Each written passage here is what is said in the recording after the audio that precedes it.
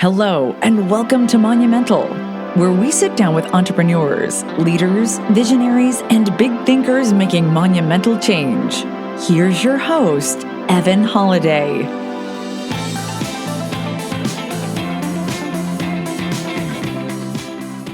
Welcome to Monumental. I am your host, Evan Holiday, and today we have on the show with us Mr. Chris Bello. Chris, how you doing, man? Great. How are you doing today? I'm doing awesome, man. I'm really excited to have you on the show today. And a little bit about Chris before we get started. He's the host of the Entrepreneur Motivation Podcast, a top 100 business podcast. Guys, that is very hard to achieve. And that takes a lot of hard work, dedication, and great content. So that's awesome to hear that. Thank you. He's interviewed guests such as large as Dean Graziosi, Dan Lok, also loves connecting with newer entrepreneurs just starting out on their journey. His primary focus is the Houston real estate market.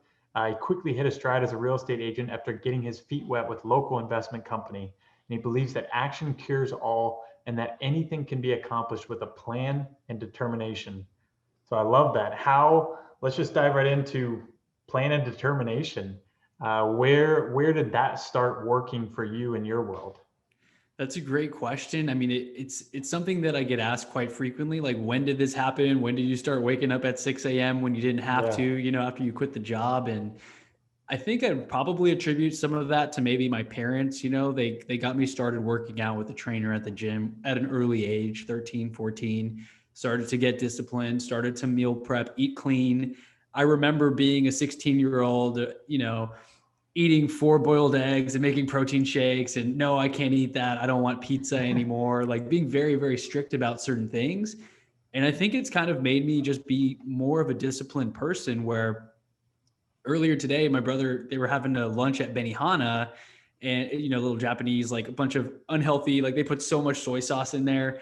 And I went to support him and be like, hey, it's your birthday. We're celebrating it late, but not feeling tempted to eat any of it and just being like, no, I already have another appointment I have to jump on. Actually, it was a Clubhouse room. I know we were talking about that before we hit record. So just being able to discipline your mind. It started probably as a result of just working out at an early age and getting into sports and having like a coach telling you, no, you can't do that, right? And just seeing people like David Goggins that I'm just like, wow, this guy's so disciplined. I have no excuses, right? Starting to take cold showers, the whole 9 yards.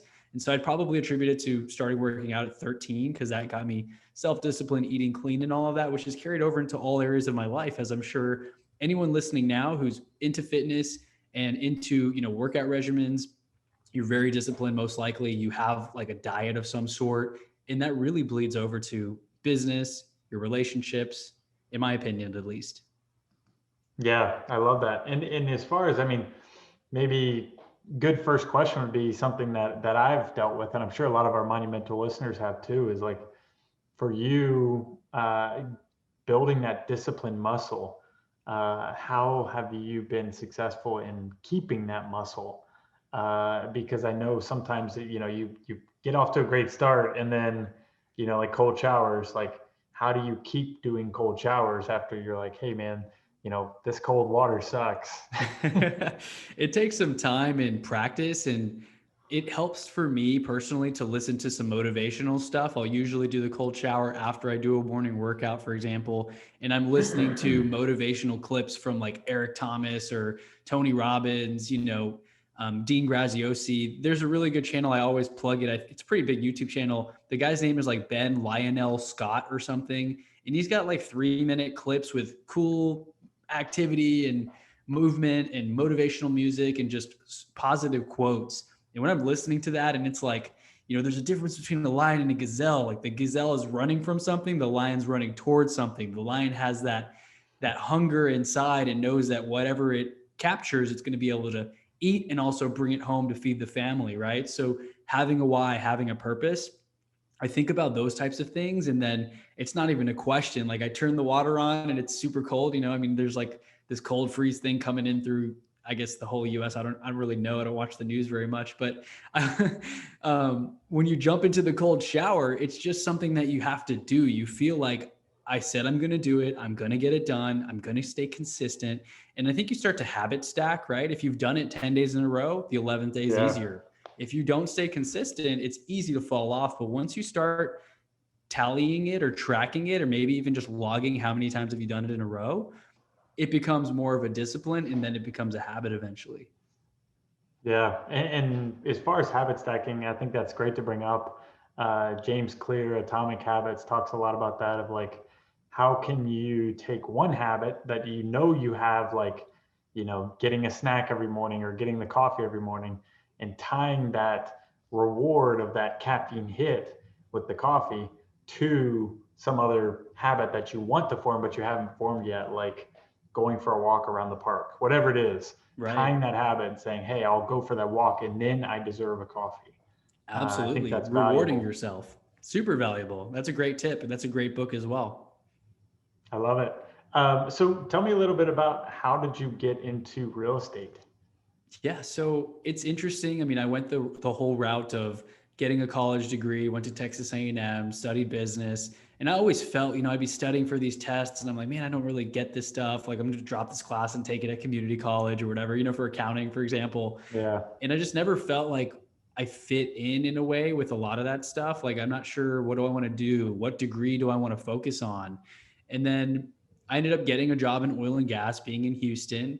That's the route a lot of people go. And I thought it was a dream job. I'm like, man, I got a great starting pay, great benefits, a bonus out of college, like $8,000 up front. Like I've never had that much money in my life. Right. And so it was a few years in where I started reading books. And I know we're going to talk about maybe like a book that I'm reading now later, but I started reading books like Rich Dad, Poor Dad, 4 Hour Work Week, Think and Grow Rich. And I'm like, man, I'm smart. I got a degree. I'm saving this company so much money with all the things I'm working on. I can figure it out for myself. And I actually quit the job to try to pursue an invention that a friend and I made. We'd filed a patent and paid a bunch of money for a patent and like a patent attorney and all of that, and manufacturing, and ended up having some challenges, and basically was like, man, I can't keep putting money into this. There's no light at the end of the tunnel. And I stumbled my way across several ideas, right? Flipping stuff in garage sales like Gary Vee talks about, and cell phones. And I started listening to Bigger Pockets because I'm like, okay, I know real estate is where a lot of people get their wealth and I want to learn it. And then I came across wholesaling and I'm like, man, I'm pretty much doing this, but with junk from garage sales. Yeah, exactly. But the commissions or the assignment fees are way larger, and it's just flipping paper. You don't have any risk. You can back out of it. This sounds too good to be true.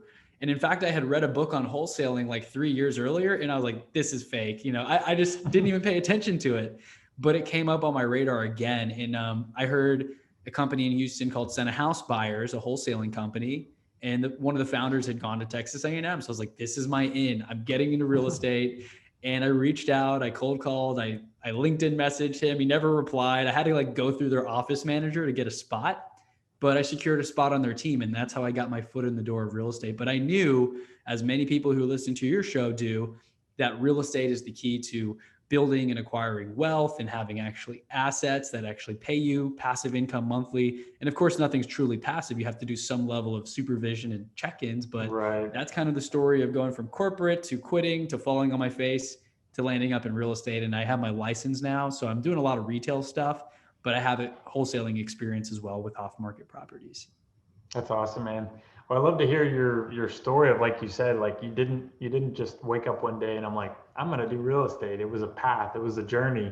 Right. And I think that's good to remember for everybody listening is like, you find your way into the opportunity. And sometimes if you knock on enough doors, if you knock on enough doors of opportunity, the right door will open for you. And, for a lot of people, that is real estate. So I love that. And also, I love that you realize you're like, hey, I'm flipping garage stuff like Gary Vee tells me to. Get and now I real can estate. flip. Yeah, why not flip paper and flip contracts pretty much with wholesaling? And wholesaling is a great way to get into real estate. There's very little barriers to entry with wholesaling. So I love that. And then as far as like going from wholesaling to where you are today, what did that journey look like? Yeah. So for that journey, I guess it kind of was like it was something that the owners of the company, they had me doing business development because of my personality. I just love talking to people and I can just talk for hours about random things. And I actually truly genuinely love connecting with people, which I guess is why I have a podcast. It just makes sense to talk to someone for an hour and then share the conversation with my audience. But they had me doing business development with real estate agents across town. And this was before COVID and everything. So like I could show up to brokerage offices with 60 Chick-fil-A sandwiches and be the person talking about, hey, if you have any off-market properties or it smells like cat pee, like those are what we love to buy. And I kept meeting successful agents. And I'm like, dang. So we're offering, like my pitch to them was like, hey, we'll pay you 6% commission if you bring us these deals.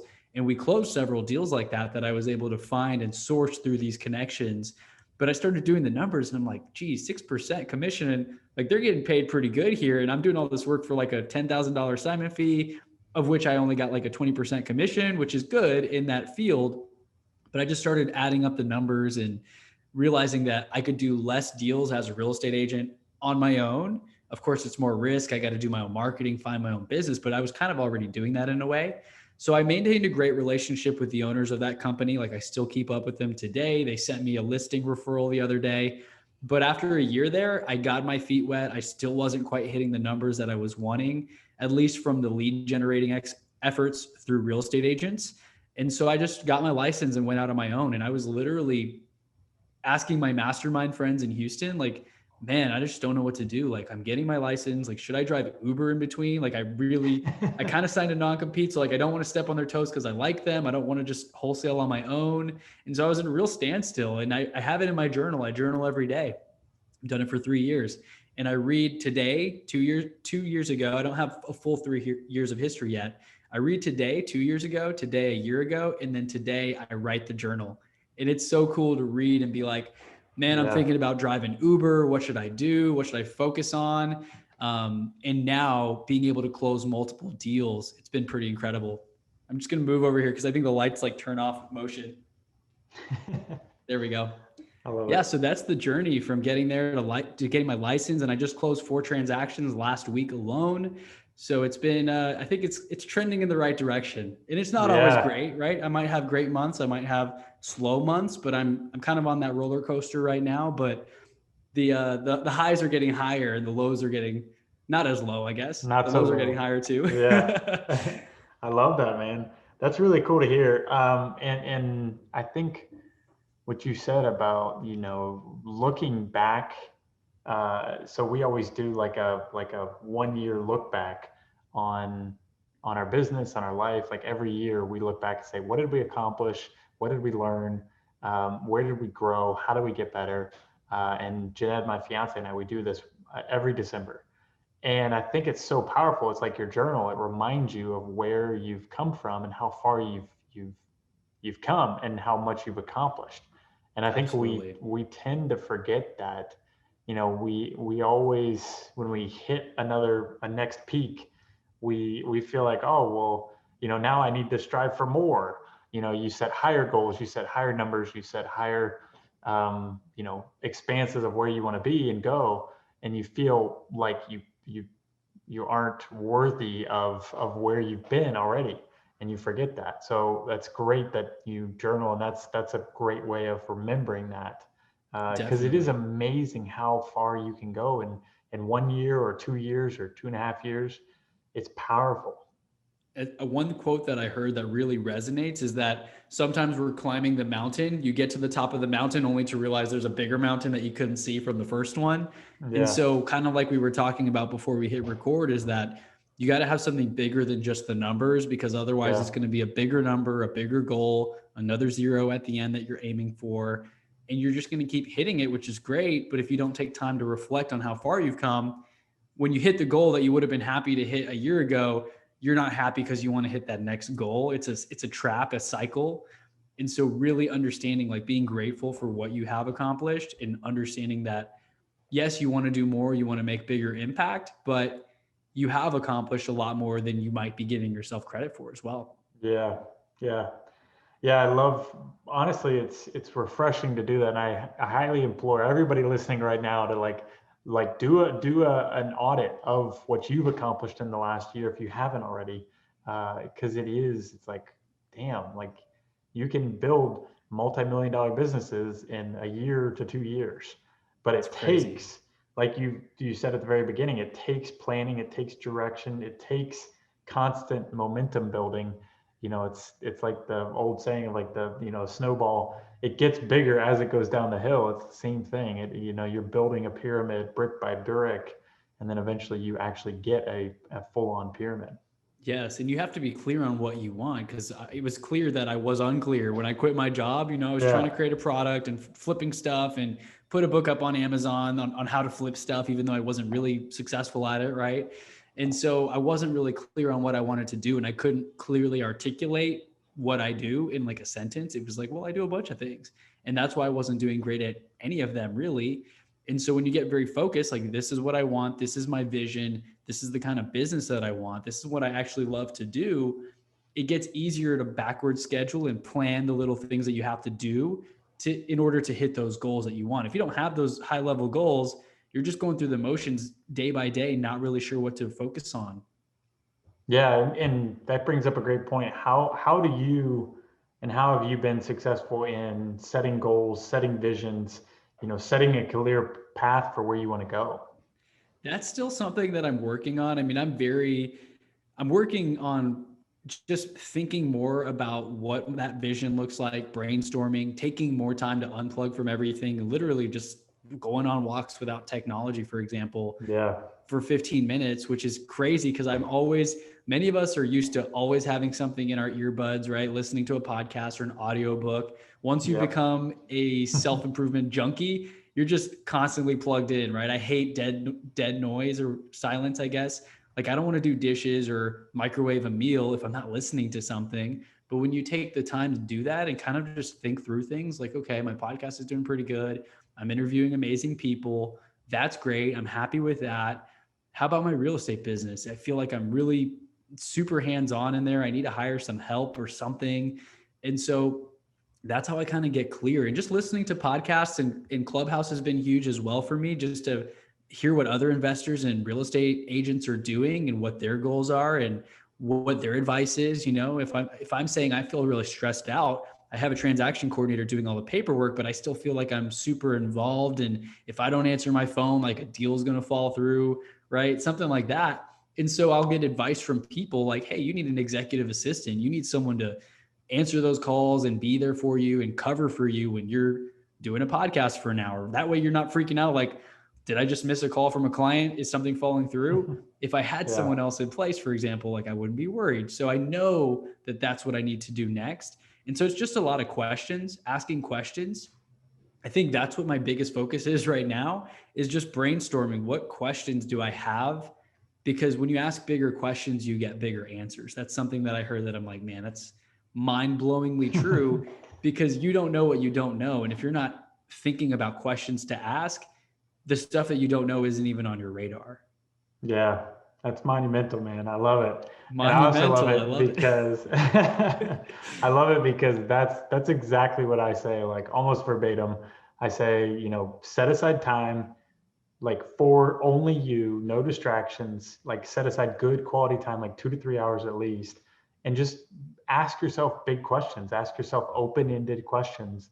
Where do I want to be in 3 years? What kind of life do I want to live? Where do I want to go? And then once you get clear on that big vision, then back into that, like you said, of like saying, hey, if in 3 years I want to be here, where do I need to be in 1 year? And if I want to be here in 1 year, where do I need to be in the next quarter? In the next quarter, what do I need to do today and this week to get there?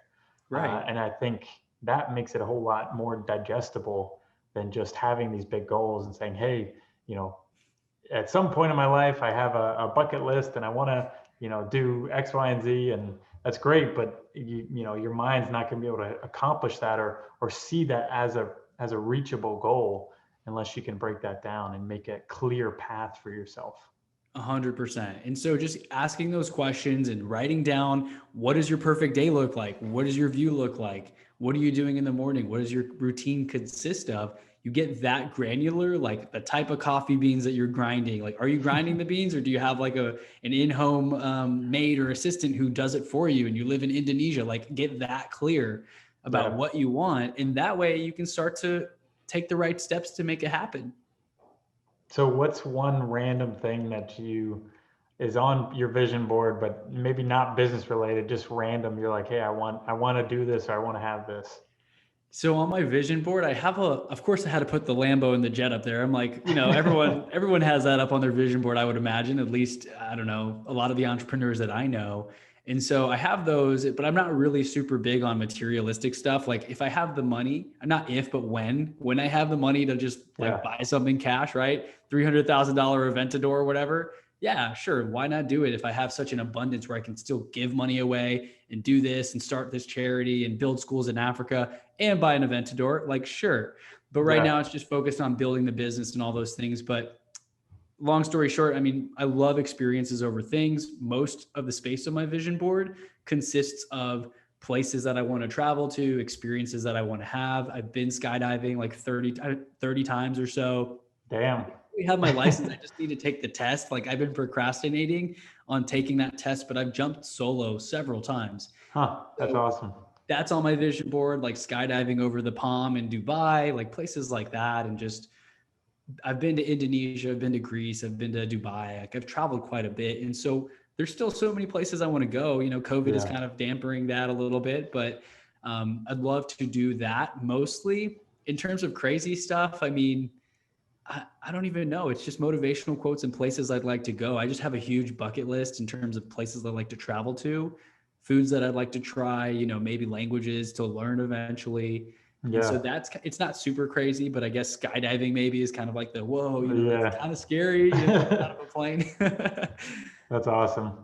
Yeah, I'm glad you shared that. Yeah, we definitely, I think traveling is big on ours. And then also figuring out how to live for a few months every year, in another country. I think that's important to us to be able to have that freedom of, we still want to work. We love what we do. Yes.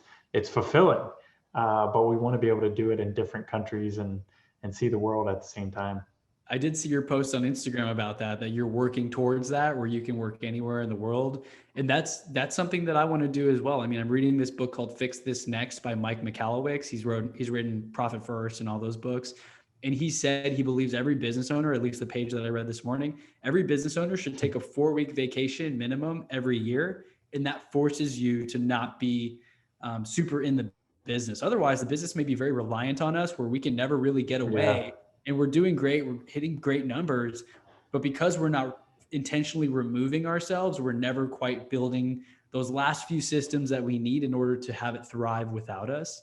And so I think we have very similar goals in terms of being able to live remotely. I'd love to go, John Lee Dumas and all these entrepreneurs like live in Costa Rica and they just have an awesome house out there and they haven't been to the States in forever. Being able to do that without your business falling apart, that's definitely the next step. And so I'm kind of like, well, I got a great business, but I don't want to live in Houston my whole life and be stuck here all the time. What do I need to do next to build that in a manner that I can leave and the business won't dry up? Yeah, exactly. Yeah. How do you, your business is a wheel always turning, and how do you pull yourself out of the wheel and you're no longer a cog in the wheel that needs you to run? Precisely.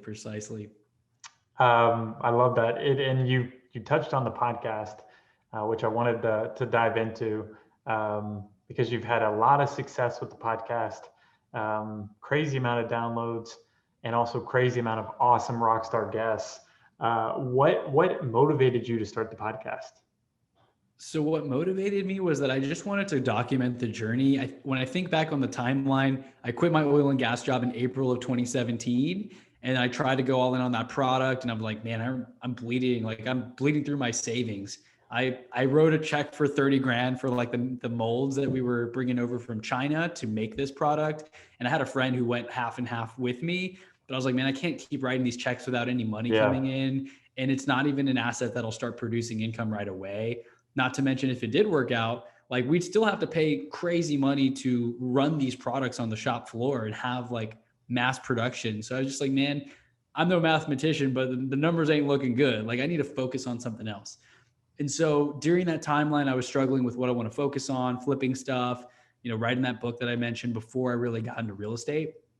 And I think October 2017 is when I started. So when I was realizing that, maybe my amazing product that I had on Kickstarter wasn't going to get backing and I was putting my own money into it and it just didn't seem like it was going anywhere, I was overly optimistic. Definitely. My first venture, this is going to work. I'm smart. We're going to figure it out. And then I kind of landed on my butt, like, wow, this is hard. I said I was going to do this thing. It's not quite working out. I'm pivoting now. What am I going to do next? And so that became a way for me to just document the journey and almost like vent and just share the message and say, hey, here's what's working. Here's what's not working. But also leveraging other people as I interview people, as I'm sure as you do as well. You can ask questions specific to your business. Like, hey, I'm struggling with this. What would you recommend? And asking people who have been there and done that 5-10 years ago, they have a perspective and insight that you would not even think of. It's going back to that you don't know that stuff, but they figured it out, right? There's those different levels. And so it's been a way for me to just document the journey and evolve, enhance my speaking skills, connect with amazing entrepreneurs such as yourself. And I mean, I have friends that I've never met in person. I've only met them on podcasts, and we're like closer friends than friends that I grew up with, That's awesome, man. Yeah, that's honestly, the monumental listeners are probably tired of hearing this, but I'm such a big advocate of podcasting because you're exactly right. I mean, it's one of the best, if not the best way to network, to learn, to build a thought leadership platform, to connect and grow, and also give back. I mean, at the end of the day, I get to benefit from this, from talking to you and connecting. We get to benefit, but also all the people listening get the benefit from hearing your story and both of our conversation and how we go about and how we see life. Yeah. So it's really powerful. And I highly suggest anybody listening that's thought about a podcast, start that podcast. Just do it. Just take action. So for you, what has been the kind of the I'm trying to think of the right way to word this, but basically, like, for your podcast, what has been some of your biggest takeaways, and also, like, where do you see the podcast going in the future? So I've definitely made some amazing connections. I mean, that's been the biggest thing. Like, I was telling a friend earlier, because he kind of started a podcast and then he stopped. He wasn't consistent with it and he wants to start it back up. And I told him at this point, I wasn't being cocky. I was just like, dude, I have enough traffic where I can almost get a meeting with like nearly anyone that I want to interview who has a book or something to promote and has value. Dean Graziosi, for example, had Billie Jean as marketing on the show. Dan Fleischman, like, I can get access to some amazing people who would not, they would talk to you. They'd charge you thousands of dollars probably for a session, right? But now I'm at that level where I can pitch them and add value to them. Hey, would you like to join my show? I'd love to have you. Yeah. Boom, you get an hour of free coaching and you get to share that message with people who are listening to your show. So it's been a really great connection tool. As I'm sure you've seen as well, you just reach out instead of, hey, can I have an hour of your time? Hell no, you can't have an hour of my time. Can I interview on my podcast for an hour? Hell yeah, right? Yeah, it's a different exactly. Conversation, and it positions you as the expert, right? Yeah, that's exactly right. I mean, a lot of the people I've had on as guests, same thing. It's like, they would not have been like, oh, They Evan would never say Holiday. yes. Like, they'd be like, who the hell's that guy? Like, why would I want to talk to you? But then you say, no, I'm the host of Monumental. It's a top 200 podcast, blah, blah, blah, blah, blah. It's a Like, different oh, conversation. yeah, I'd love to be on. Yeah, of course. Like, why would they say no, right? Yeah. So Yeah, powerful. it is. I think that goes back to, like, how do you attract clients and business? It's like, how do you attract that into your world? It's by giving value out, and then all of a sudden they want to be on your stage. They want to be on your podcast. It was funny. I was actually on my way a flight to go interview Elena Cardone in Florida. Awesome. We were going to the Cardone studios, and then on the way, I run into somebody who was on I have my dream 300 list of people I want to have on the podcast.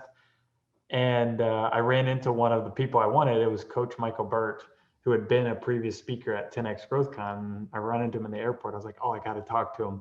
Heck yes. And he's like, oh, what are you doing going to Florida? I'm like, oh, I'm interviewing Elena Cardone. And he's like, well, what do I have to do to get on your podcast? Like, I didn't even ask him. They just automatically want to get on there. Yeah, it was just social proof immediately. So that's what I just love about the podcast. Like, they want to get on your platform if you have a good working platform and a valuable platform to be on. Definitely. Something funny happened the other day where I got in a clubhouse room. I was talking to two people that one guy tried to introduce me to this guy before who has a pretty big following and he has his own show. And for some reason, like we messaged a few times on LinkedIn. It never really came to fruition. We never had a meeting. That was in 2019. And then we jumped in this clubhouse room like a month ago. We added value. He got to hear me speaking in this room and he's like, okay, I got to connect with this guy, Top Business Podcast. Let's see what it's about. And then on LinkedIn, again, he tagged me in the comment, like, thanks for jumping in, Chris. We should do a podcast sometime. And so when we messaged on LinkedIn, I could see the last message was from 2019. And now we scheduled something for next month to connect because we're both still staying strong, publishing content, growing our shows.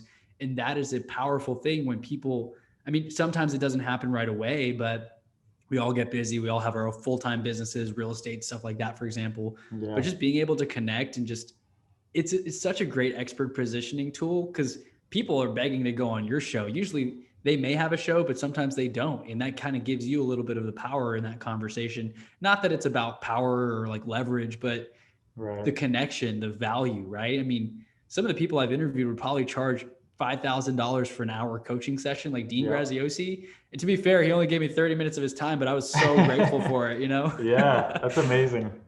And lying behind all of this, the podcast, the real estate, the entrepreneur motivation, what for you, what is the impact? Like, what is the why behind what you're doing? The why for me, I'm really about making that positive impact. I love mentoring people in a way. And sometimes I think my downfall that I've gotten some feedback on is if Chris has anything negative, this was like a previous employer, it was like, if Chris had any negative traits, it's that he's too giving of his time. Like he says yes to everything. He overextends himself. He overcommits. That's probably what happens sometimes where a 30-minute meeting goes to an hour. And I'm like, well, this coffee appointment, you know, maybe I should have made it a Zoom call. This is kind of becoming a very big time suck.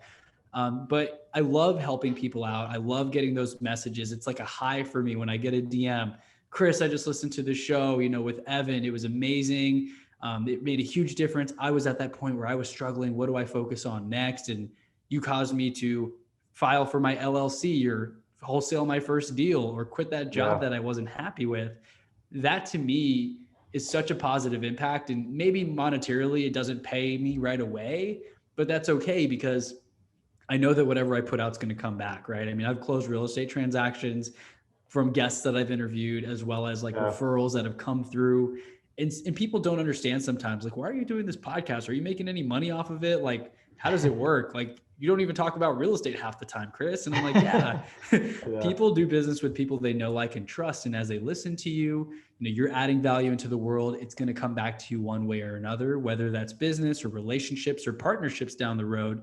And so that's kind of what I see for myself is just continuing down this path, maybe having a best-selling book, speaking on stage. I can see all those things happening in my future because everyone that I look up to and am inspired by, they do that as well. And they're making massive impact.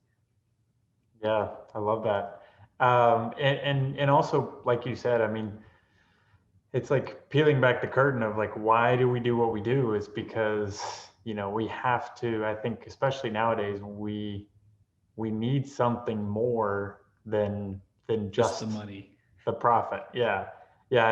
I've talked to, like, this is part of my story is like, I got into development and I started working for a student housing developer, but it wasn't fulfilling to me because I was like, what are we doing? We're basically just charging like an arm and a leg for, you know, a bedroom and a bathroom. Student housing is per bed. And I was like, man, they're making a killing on these things, which is great, but it's like, what are we really doing? They're borrowing money, a ton of student loans to pay for this. And it wasn't fulfilling to me. And that's when I found affordable housing, attainable housing. And that's why I was like, oh, I can still do development, which I love, and I can do some good out of it. That's fulfilling. That's incredible. I'm working on that why piece as well for me. Cause at first it was like, well, crap, I'm not making any money. I need to make money first. Yeah, and so exactly. it was that oxygen mindset of on the plane, if it's going down, you got to put your mask on first. Cause how can I donate if I can't even pay my mortgage next month? Right. But getting yourself taken care of to that level where you're comfortable, your back's not against the wall anymore. And then starting that whole profit first idea of every check you get, donate some, save some, invest some. That's been my mantra lately of just everything I get coming in. I'm making an effort to cut a check for a charity, put a Nice. portion into savings. As hard as that can be when income is inconsistent, especially when it's inconsistent and you're commission based, for example, or every time a deal closes, that's the only time you get paid. It can be difficult to have those little discipline muscles that we talked about earlier, but you just have to do it. And it becomes easier, of course, allows you to scale up and do more positive things in the world. So I love what you're doing there with the affordable housing, man. Thank you, man. Yeah, it's a lot of fun. We'll have to get you into affordable housing soon. For sure. I could use some. The prices are going up. Yeah, let's Or do if I some can in help it that Houston. way somehow, let me know. Yeah, let's make it happen. Would love to. Chris, I loved our conversation. I feel like we could definitely just keep going back and forth, and We could. I love the flow. Let's dive into our monumental questions. What does success mean to you? I love this example, or I guess this way of explaining it that I heard. I don't know if it was Ed Milet or who, but basically success to me is being able to do whatever I want, whenever I want, with whomever I want. That's like a definition of entrepreneurship that I think a lot of people aspire to. When you're at that level where you can choose to sleep in one day if you want, you can choose to go on vacation first class tomorrow if you want to, like ski in the Alps or something like that. That to me is a level of success while also making a positive impact, right? You're not just in it for you, you're making positive impact, you're contributing, you're giving free content via Clubhouse rooms or podcasts or Facebook Live videos. That's a definition that I love. It's being able to do whatever you want, whenever you want, with whomever you want. Like that ability to truly be free of anything. Like you're in control, you're in the driver's seat at that point.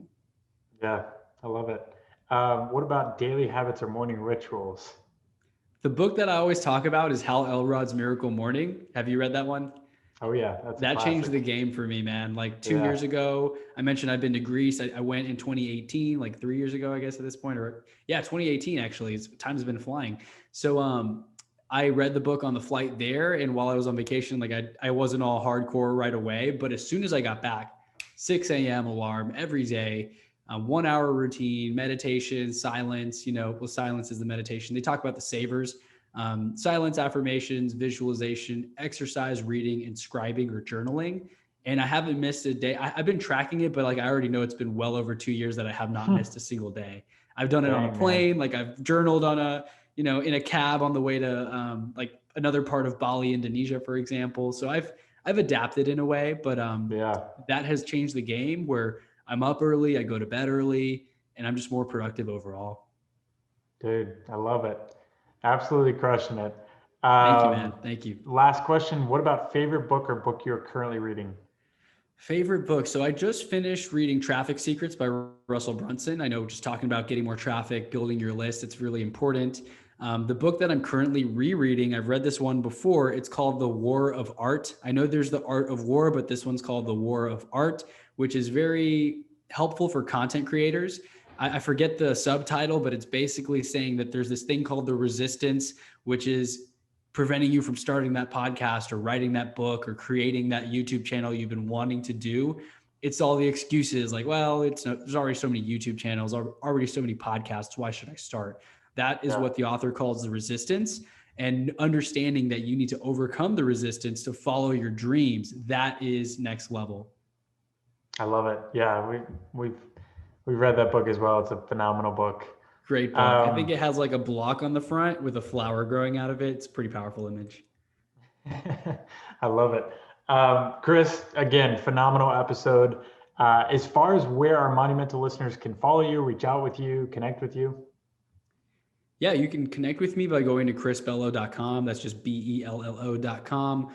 If you go to chrisbello.com/free, I have like a free guide for productivity hacks that I recommend, which is one of my most downloaded episodes. That's how I knew what to create for the freebie.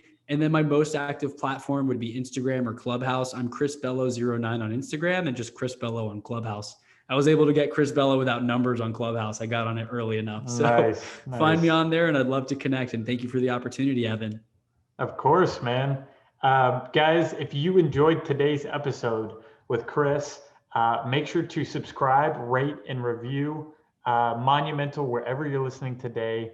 And also don't forget, tag Chris, tag me, let us know you're listening, share a quote from today's episode. And guys, with that, have a monumental day.